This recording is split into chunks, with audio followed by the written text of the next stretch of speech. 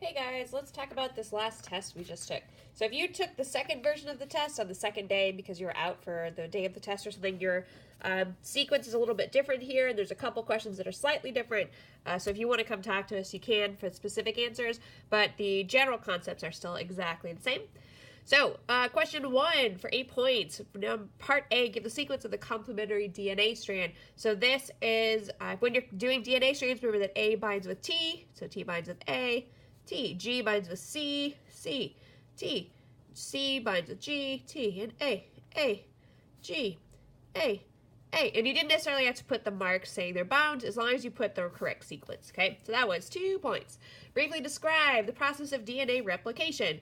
So you had to do 3 things. You had to tell me that it happens in the nucleus, or tell us, happens in nucleus. And then you had to say it involves 2 specific enzymes. 2 enzymes. There's actually way more, but the 2 that we care about are helicase, and helicase has to come in first because it opens the double helix. It unzips your genes. Opens double helix. Okay, so it's wound up. I have this ridiculous cat toy that's a good example. Okay, here we go. So if we have DNA and it's all wound up together like this, the helicase comes and opens it up like that. Okay, so that's helicase's thing. It opens up the double helix. Okay, and then DNA polymerase can come in and it creates the new strand. Creates new strands. And really, if you want to go in a little more detail, if you're looking at what's happening here, so we have the double helix, and then, helicase has opened it up a little bit right there. And we have the DNA polymerase coming in. So there's all these nucleotides just like floating around, and DNA polymerase makes sure the right ones come in and put them in the right order. Okay, so that's what DNA polymerase is doing, and helicase. So there was the correct answer for that. So when does DNA replication happen in the cell? This happens during synthesis. Okay, so you had to say synthesis. Remember, synthesis is part of interphase. So there's G1, S, G2, and then M, not metaphase, but M, which means mitosis or meiosis. Synthesis is when DNA is replicated. And that was the specific thing. When does DNA replication occur? Why is it important that it occur exactly once in the cell cycle?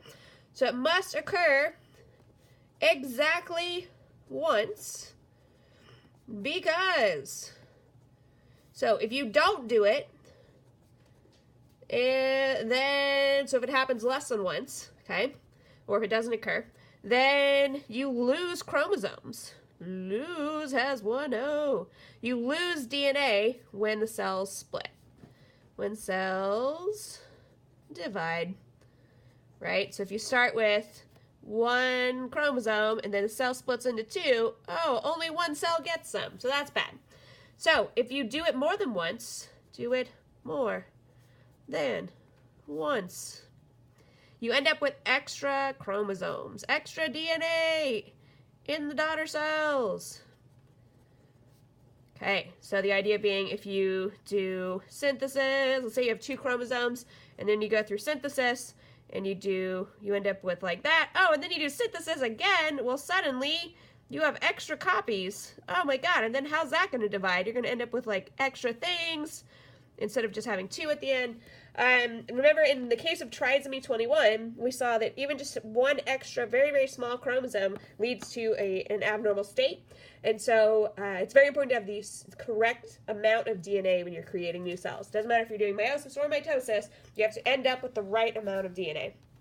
Okay, question 1, done. Okay, question 2 is the same sequence, and we're assuming this is the template strand, which means we're going to transcribe this now into mRNA. So you do the same base pairing, but you end up with U's instead of T's, because remember, RNA does not have the T base, it has U instead, it has uracil instead of this guy, the thymine. I think it's thymine. Okay, and so we would get UAU, CCU, GAA, GAA, which is very, very similar to what the DNA sequence was, except that you'll notice, again, all the T's have been replaced with U's. The second question, use a codon table from the last page, that's this guy. to give the amino acid sequence, it would be generated through translation. So anytime you use this chart, you're translating your sequence from mRNA into amino acids. So you would go and you say, okay, UAU, what's that? So UAU, oh, hey, that's tyrosine. Oh, hey, look, I did most of them before my camera cut out a second ago. So UAU is tyrosine. And remember, we're using this sequence now, not the DNA. You have to use the mRNA sequence to do the transcribing. We don't care about the DNA anymore when we're doing transcription or translation, sorry. So CCU gives us proline, GAA gives us glutamine, and then we have GAA again, which means this must also be glutamine. Excellent, or glutamate, whatever it is. Is this sequence the beginning, the middle, or the end of the mRNA molecule? So how do you know? So we note that in this very short sequence, we do not see a start codon or a stop codon. Okay, so all amino acid chains start with start. That's funny. And they all end with stop. Oh, how convenient. It's just how we've labeled these so that we know this must be where it starts. This must be the one that makes it fall off of the ribosome, and so it stops it. So if it doesn't have a MET, and if it doesn't have these stop codons, then that means it is the middle of the chain. Okay? So this sequence must be from the middle somewhere. We don't know anything else except that it's in the middle. Because there is no start or stop codon. No start or stop codon. Simple as that. So what does the transfer RNA, tRNA, do during translation? So we kind of glossed over this, but what transfer RNA does is it takes, so what's really happening during translation, you have your mRNA sequence, mRNA, which has its codons, in sets of 3, right? And then you have the ribosomes. I need a different color. So the mRNA gets fed into the ribosome, boop, like this, and it slides along. So the ribosome's going to be traveling in this direction, okay? So it's going that way, reading the mRNA. So what does it do? Well, all around the mRNA is this kind of just hanging out in the cytoplasm or in the endoplasmic reticulum, are all these tRNA molecules. So I drew them kind of looking like this, like little weirdo deltas, because they have an anticodon here, and then they are all attached to a specific amino acid. And how do we know which amino acid is attached? Well, we know that this mRNA sequence somehow codes for very specific amino acids, okay? So what you're really doing is when you read the amino acid sequence, so if this is the UAU, that we saw in our first one, it's only going to bind to a tRNA that has the anticodon that's going to bind to it. So this would have to be AUA that will bind to this, okay? And then that amino acid that has the anticodon AUA will be carrying the very specific, so UAU coded for tyrosine. There we go. Boom. Cool, which means this anticodon always carries this amino acid. This anticodon will always bind to this codon, okay? And then for the next one, when we had CCU, that means it's going to bind to an anticodon that's GGA. And we know that that CCU was coding for proline. So the anticodon GGA carries the amino acid proline. So when they come and they bind here, what'll happen kind of in the next step is you have your mRNA, you have your ribosomes looking like this, and this is way more detailed than you needed for your answer, but just for clarity. You have your tRNAs, I drew this too small, one sitting here, bound there, one sitting here, bound there, and really this is all happening inside, but I drew it too small. And that tyrosine and that proline end up bound together by a peptide bond, okay? And that's all because it all has to come together in this ribosome being read, or reading that mRNA chain. So what the tRNA does, so tRNA brings in specific amino acids,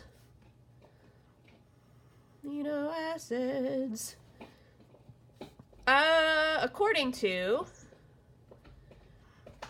the codons on the mRNA, and it helped your answer if you said something about how the tRNA binds through or carries the anticodon base pairing with the codon. With the mRNA codon. So you get this specific amino acid sequence. So the amino acid, that's redundant, AA sequence is correctly, based on the mRNA.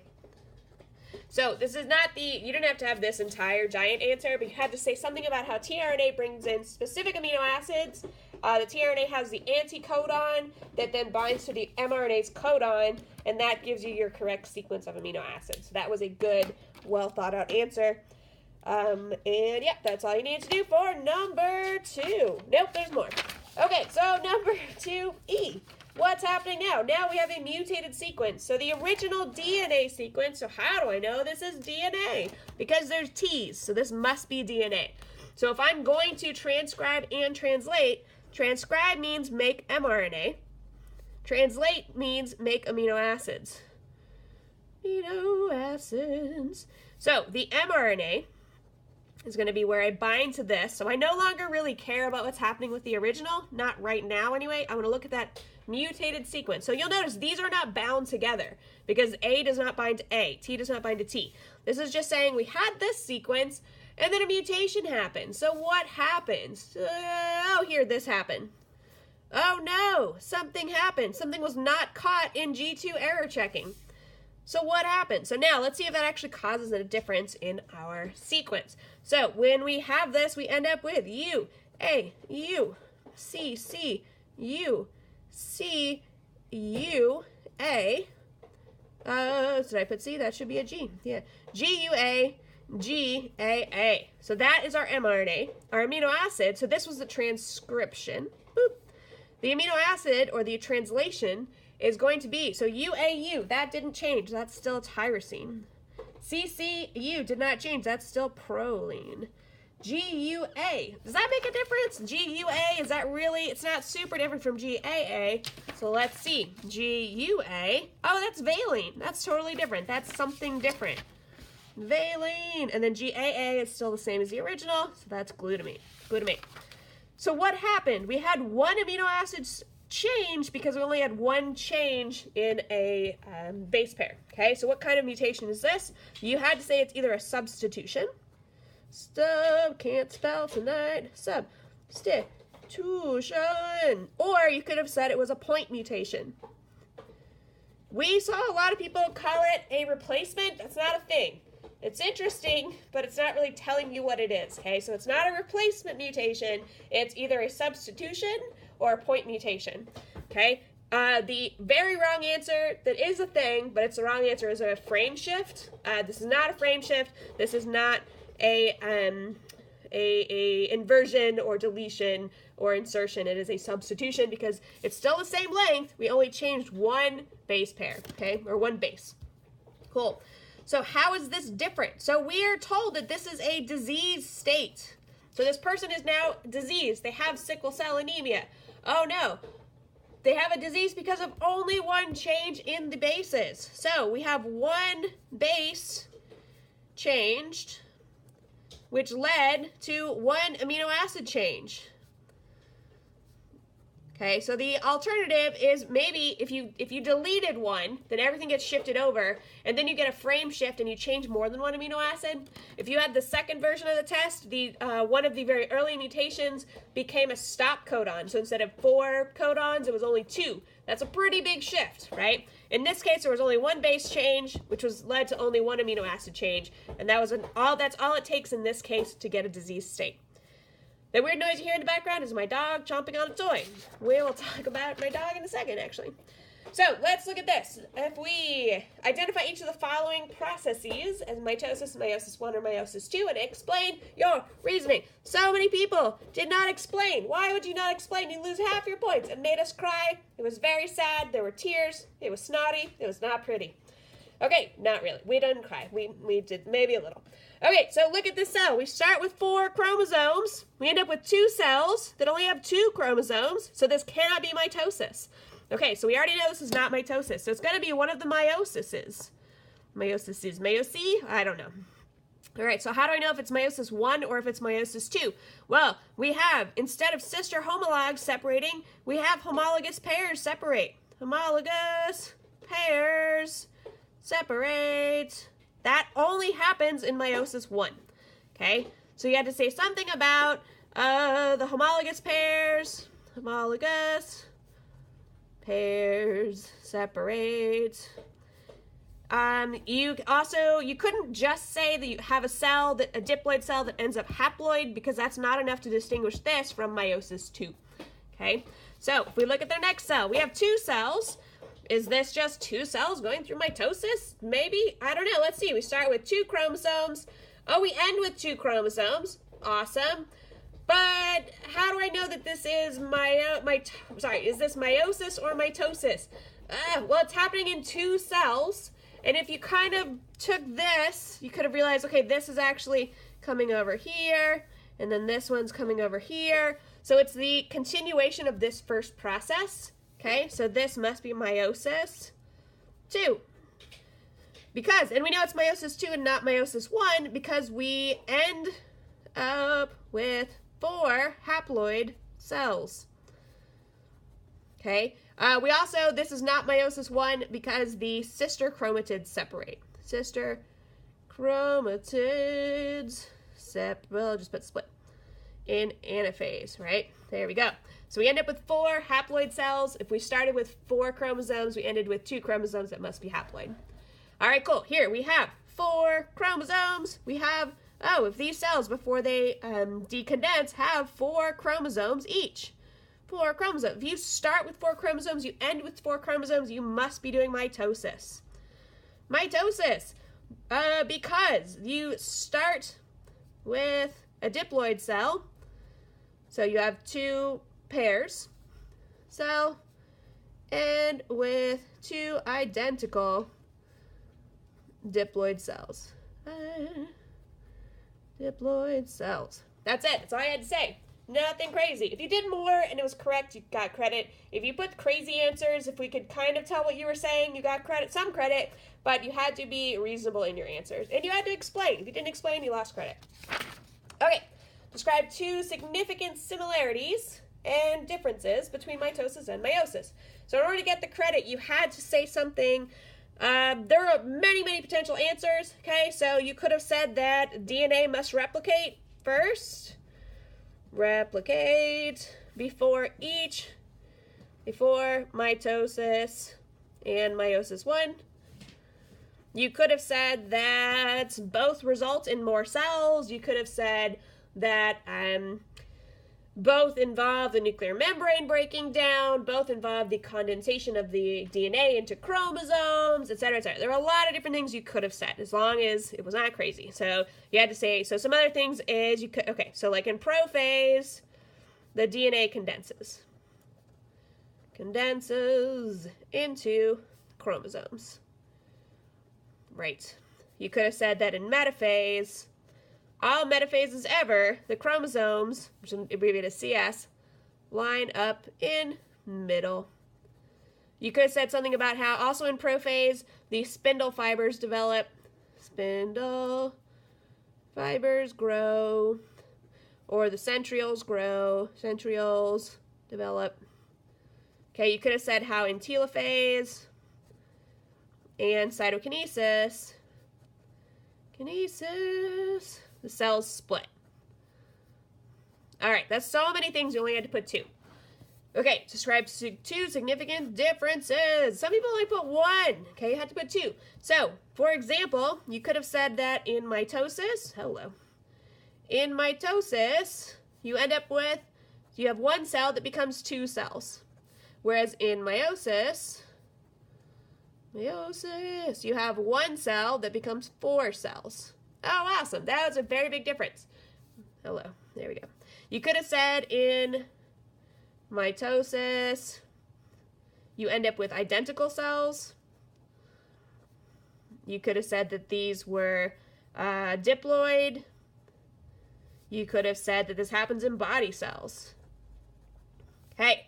Meiosis, on the other hand, ends up with 4 haploid cells. they end up with genetic variation, diversity, and we did that through crossing over. We saw that when we saw crossing over of chromosomes and when we saw the homologous pairs splitting. Pairs splitting in meiosis 1, in M1. You could also say that this happens in the gametes, okay, or the sex cells, the ovaries and the sperm.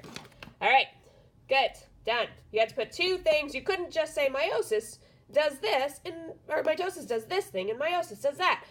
This really is only one thing, because you're comparing two things. You had to give at least two facts for each one. Done. All right, cool. Almost done, sort of. Question 4. Imagine a mutation occurs during the S phase of the liver cells in my dog, Kimball. Let's get Kimball on camera for his reaction. Kimball, what do you think? Do you have anything to say about your kidney or your liver or whatever's in this problem? Nothing. He says nothing. Okay, so Kimball does not have liver cancer. I just want to tell you that right now. Okay, so imagine mutation happens in the S phase of a liver cell. So could this mutation cause cancer? So a lot of people really overthought this problem. The idea is, what is cancer and where does it happen? So cancer happens usually in body cells. So the liver is a somatic cell.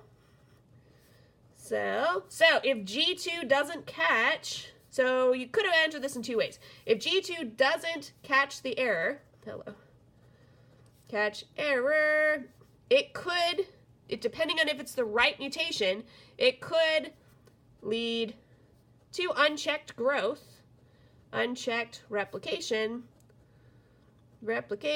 and cell division, which is cancer.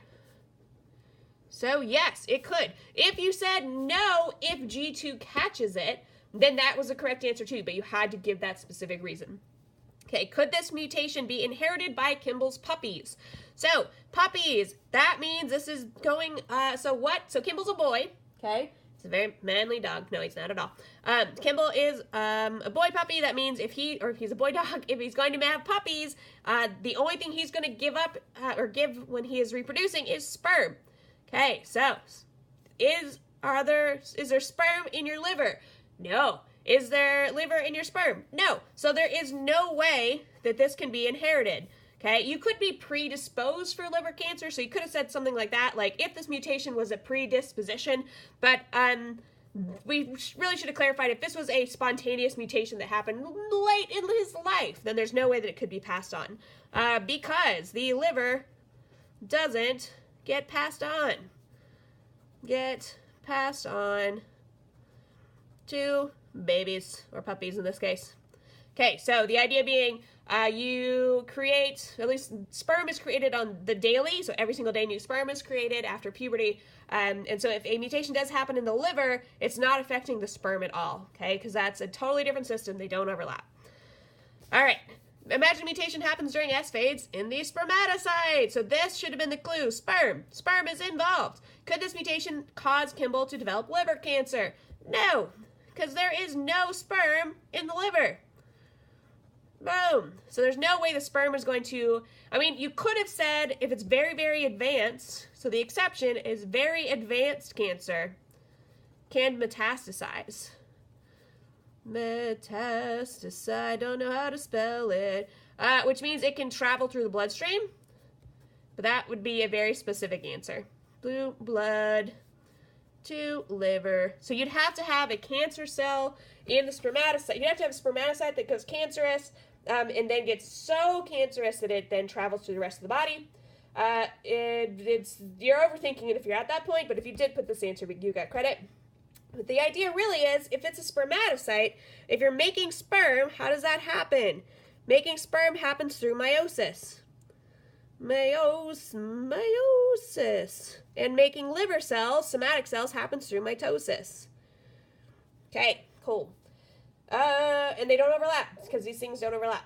Okay, so could this mutation be inherited by the puppies? Again, if you are making puppies and you're a boy, you're giving up some sperm, okay? If it's a mutated sperm cell, then yes. If that mutated sperm is mutated and fertilizes the babies. Not that. Fertilizes the egg. Okay, so that can be passed down. So the secret to this is that my dog is fixed and has no sperm, but that was not relevant to the question. Yeah, no sperm, cancer, no liver cancer, everything's good. Kimball, thoughts? Kimball? No? Just gonna sleep through all this? Okay. All right, back to work. Let's look at number 5. Wait, 5, there's only 6 questions, awesome. Right, I think, yeah. So number 5. In fruit flies, ebony body color is dominant to yellow body color, and red eyes are dominant to white eyes. So we have a female who's heterozygous for both traits. So she is going to be big B, little b, big R, little r. And then a male who is heterozygous for body color, so he's big B, little b, but homozygous dominant, so homozygous means 2 of the same, and dominant, so big R, big R. Show 1 or more Punnett squares that predict the possible offspring. So, you guys know me, I want it to be simple. I'm going to do 2 little ones so I don't lose anything. But if you did the big one, as long as you did it right, you did great. Okay, so first, I'm going to do the B's. So, big B, little b, cross with big B, little b. Okay, so big B, little b, big B, little b, because those are my only options for B's. Okay, so the offspring can be big B, big B. They could be little b, or they could be big B, little b. Cool. Now, for the R's. It's going to be big R, little r, cross with big R, big R. Bum, bum, bum. We have big R, little r, big R, big R. So I did see people make a mistake on this where they said, oh, well, clearly this is, so right here, if you were to, so all you had to do was list the Punnett squares with the possible offsprings. You didn't have to go into the genetics here, like the breakdown, the probabilities. But if you did, you would notice that it's 50% big B, little b, 25% big B, 25% little b. People took this same this same idea and took it over here when it's not there, okay? So there is no, since this is a big R, you don't end up with a recessive. All of the babies are going to have that red eye. So in this case, we have 75% are going to be ebony, and then 25% will be yellow. Okay, so that's your phenotype. Over here, we have big R, and then we have big R, little r. We do not have any little r. People put that for some reason, but it's not in the table. I think they just got carried away. But, so the big R was 50%. The big R, little r was 50%, which means we have 100% red eye. Awesome. Okay, what is the probability of producing a red-eyed, yellow-bodied fly? So you have 2 things happening. So the probability of having a red-eyed fly, red eye was 100%, so that's 4 out of 4. Okay, yellow-bodied, that was only 25%, that's 1 out of 4. That is going to be 4/16 or 1/4, or 25%. If you did the big chart, you had to go through and count, and again, people kind of missed the very last. People tended to put 3 out of 4 or 16, which means they missed something. So if you did the big chart, go back and check, make sure you didn't miss something. That's it. That's all I had to say for this page. All right. Cat's being a butt. All right. So you have a female fly with ebony body color, the possible genotype. So all we care about is the ebony body color. We don't care about the red eye. We're going to get rid of that. Ebony, remember, is big. Oh, it's B. B something, which means she could either be big B, or big B, little b. How do we figure out what she is? So when we look at this fly, all we see is ebony. All we see is a black fly, okay? We have all these we have all these male flies. We know that they're either ebony or they're yellow. So how can we figure out what she is? Well, it turns out what you have to do is you have to mate her with male flies, okay? We don't know their genotypes, but we do know that if it's yellow, if a male is yellow, if anyone is yellow, he is little b, because that's recessive, okay? So if we mate the female, so we want to mate female with yellow flies, yellow male. So only 2 things can happen. If she is big B, and we cross her with a little b, what will their offsprings look like? Offspring. So she can only give big B's. He can only give little b's. So on 100% of the young will be ebony, and that will prove she is big B. if you cross her, if she's, we don't know if she is this or not, but if she's big B, little b, and we cross her with a little b, big B, little b, little b, little b, she gives a big B, she gives a little b, he only gives little b's. This means about 50% of their offspring will be ebony, statistically, and 50% will be yellow. Okay, which means if any offspring or babies, baby flies are yellow, she must be big B, little b. Someone asked a funny question when I was proctoring one of the tests. They said, wait, you can just force males to mate? They like it. It's what they're all about. We use flies for genetics a lot because it's really easy to get them to mate with each other. Dr. Bell has done this a lot. Ask her about it. She has so many stories. Holy cow, you guys. If you want to know about horrible rat stories, talk to me. But if you want to know about fun fly stories, talk to Dr. Burrow. Okay, so if you had put, look at her parents, that's kind of reasonable, but it's really hard to tell where a fly's parents come from if there's just kind of a random fly you caught. If you had mated her, and we don't know what she is, with a black fly, an ebony fly, we wouldn't know what he was. Okay, so the idea would be then, you don't know what he is, you don't know what she is. So if he was big B, little b, and you didn't get any yellow young, well, that doesn't tell you what she is. If he's big B, and you didn't get any yellow young, did I say that right? Yeah, you wouldn't know what she was, then it's just too complicated. This was the simplest and best answer. So as long as you put something along those lines, you were doing it right. All right, question 6. This one was an interesting question. People gave some interesting answers. So let's look at it. Achondroplasia is a common form of dwarfism. Bob has it. Okay, so remember, boys are squares and ladies are circles. Okay, cool. So let's first make our key. So if you are male or female, let's do this. I'm going to say if you have achondroplasia, you have, how do I spell that? Achondroplasia, which is a form of dwarfism. I'm going to color it in. If you are normal height, then I'm going to leave it blank. Okay, so Bob and Mary have a daughter, Jane. Okay, Bob has it, so he's colored in. Mary is average size. They have a daughter who is average size and a son who is achondroplasia, or has achondroplasia. Awesome. So right now, we don't really know much. I mean, we sort of know. We can't tell if it's dominant or recessive right now. Okay? What we have to do, because if this... Okay, so first let me get it out of the way. Just because something is common in society does not mean it's dominant. That doesn't... Yeah, there are a lot of diseases that are actually dominant, and they kill people, so you don't actually see them prevalent in society. So please take that out of your brain. Just because it is common in society doesn't mean it has to be dominant. If it's dominant, it means that it has a gene that's higher functioning than the recessive one. It masks the recessive one. So dominant. In simple Mendelian genetics, dominant genes mask recessive. That's all they do, okay? They mask recessive genes. So we can't tell from this if it's dominant or recessive yet. Okay, so Paul marries Liz, who also has achondroplasia, and they have 4 sons. Okay, 2 of them have it and 2 don't. So first of all, make sure that you are doing your pedigrees correctly. Some people did this thing where they were like this, and like that was having, if that means that you've got some incest going on, that was weird. Don't do that. I don't know what they did, but it was weird. That's some Game of Thrones stuff going on.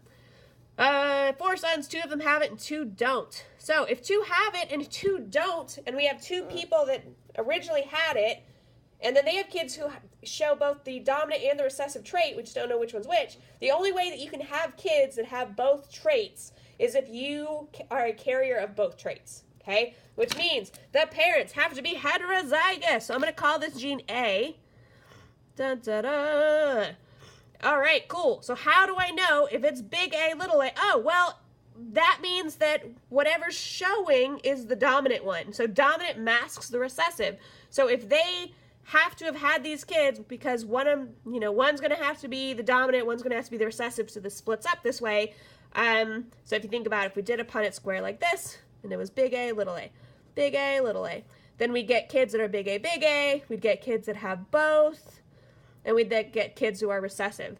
There's no other way, if they both show this, to get kids that have both. Because if we said, oh, let's just say that the achondroplasia is little a, which is what a lot of people assume. They assume that because it's not a common trait in society, it must be recessive.